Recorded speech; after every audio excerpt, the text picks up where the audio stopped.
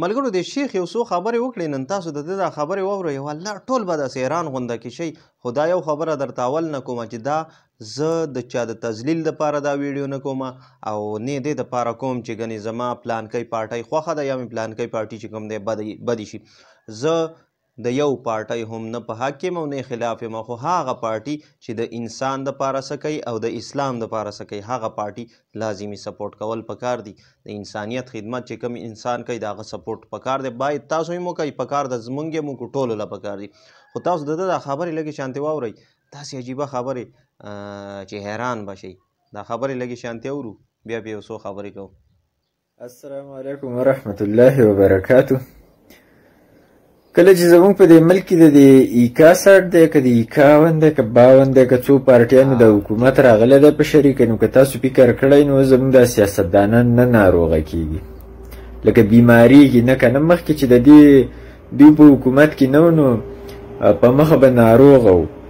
مریم نواز به کله سرجرۍ له تله و کله به شهباز شریف په زړه کې سی چالو شو هلته پکې والونه لګوي که څه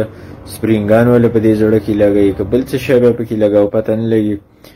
او کله به زرداري دوبۍ ته وړوي دې کې هم څه پلاستیکي کلمې لګوي که سی چل دی که نه لکه ډېرې قسمه بیماریانې وې پکې به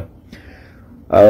مولانا صاحب به په روډونو پروتو سره د خپلو مجاهدینو وایي مهنګایي ده اوړه په 70 روپۍ کیلو دي او تیل په 95 روپۍ باندې لیټر دي ډیزل او مهنګایي ده ویل ډېره بې انتها مهنګایي ده ویل ډالر په 95 روپۍ دی او ډېر یو فساد به راغستی او ځای په ځای به دوی پراته و په دې روډونو باندې که نه کله چې بیا د دې 51 پارټو حکومت راغلی دی نو که تاسو فکر وکئ دوی یو هم بیمار نشته ټول داسې صحتمند دي ماشاءالله لکه دا حکومت پې ښه راغی نه په زرداري کې د کلمو لګولو څه ضرورت دی نه مریم نواز له څه د بار ملک کې د سرجرو ضرورت دی نه د نواز شریف څه په زړه کې سپرینګ پکار دی چې ولې پکې ولګوي نه شهباز شریف له په پنډو کې راډونه لګول غواړي لکه بس ټول اوس ټیک ټاک دي او نه مولانا صاحب ته مهنګایي ښکاري او نه مهنګایي شته هغه هم ښه ټیک ټاک دی ښه خاموشه کور کې ډډه وله ځکه چې هغه ته 4-5 سیټه میلاو شوي نو چې کله او مهنګایي شته مولانا صاحب ته مهنګایي ښکاري خو د هغه د کور هغه وایي چې زما د کورنۍ نه اوس 15-16 کسان وزیران دي وایي که مهنګایي ډېر هم ده خو وایي خیر د زموږ ګزاره کېږي وایي پیسه ډېره را روانه ده که نه تنخوادار وایي راکه ډېر شو نو وایي که اوس مهنګایي هم ده نو خیر دی زموږ ګزاره کېږي اوس چې کله د دې حکومت لاړ که نه اوس خو لازم مونږ په دې انتظار یو چې دا شهباز شریف به اوس کله بیمارېږي که نه چې څنګه دا په کومه ورځ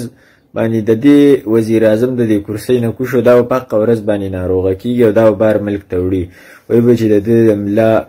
پټې خرابې دي او دا مهرې د ملا بېځای شوي دي دې کې ولې سکروګان لګوي او مریم نواز به یو ملک ته وړي وایي چې د دې سرجري صرف په دغه ملک کې کېدی شي بل ملک کې د دې علاج ناممکنه دی نو مریم نواز خو به هلته وړي او زرداري به دوبۍ ته وړي کېدی شي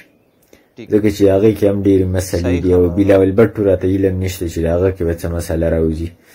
کېدی شي چې هغه وایي چې دې کې نرتوب لږ کمی راغلی دی لکه نرتوب نه مطلب زما یو نر یو زنانه یې که نه اوس دې ته به پته نه لګي څه شی وایي کېدی شي دغې څه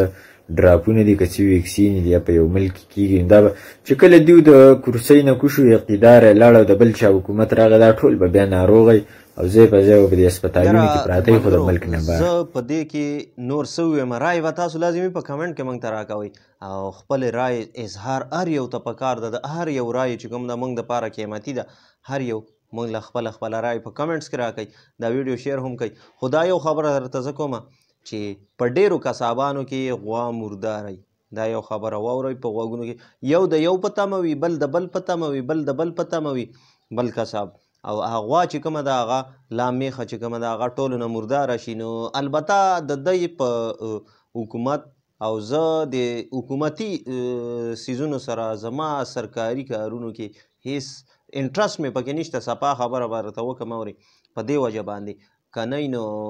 اوس به زم الیکشن ته ولاړم او چېرته کې به کم سیټ باندې ناست وم خو زما پکې انټرسټ نشته دی او زما انټرسټ چې کومه دی صرف او صرف د سوشل ورکینګ سره دی. نو تاسو مهرباني وکئ خپله رای په کمنټس کې هرې پارټۍ والا ته پکار دی چې خپله رای راکړي چې هره پارټي هر یو سپورټ کوي هغه به خپله رای لازمي راکوئ په کمنټس کې. ستاسو د کمنټس به موږ انتظار کوو او دا خبرې تاسو واورېدې دی آیا ښه ویلي بدې ویلي.